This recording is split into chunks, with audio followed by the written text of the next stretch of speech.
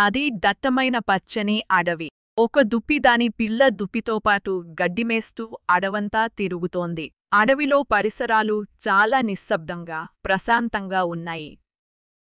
హఠాత్తుగా ఆ దుప్పులకు వేటకుక్కలు మొరుగుతున్న శబ్దం వినిపించింది.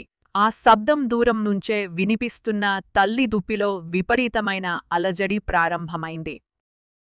వేటకుక్కలు ఎటునుంచి వస్తున్నాయో వాటి దుప్పిలో విపరీతమైన అలజడి ప్రారంభమైంది. వేటకుక్కలు ఎటునుంచి వస్తున్నాయో వాటి అరుపులు ఎక్కడి నుంచి వినిపిస్తున్నాయో అర్థంకాక అటూ ఇటూ చూస్తూ కలవరపడింది.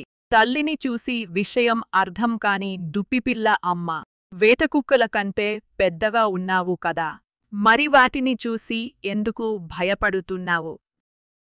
నువ్వు వాటికంటే వేగంగా పరుగెత్తుతావు. నీకు కొమ్ములు కూడా ఉన్నాయి. వాటితో ఆ వేటకుక్కలను తరిమికొట్టచ్చు అని అంది.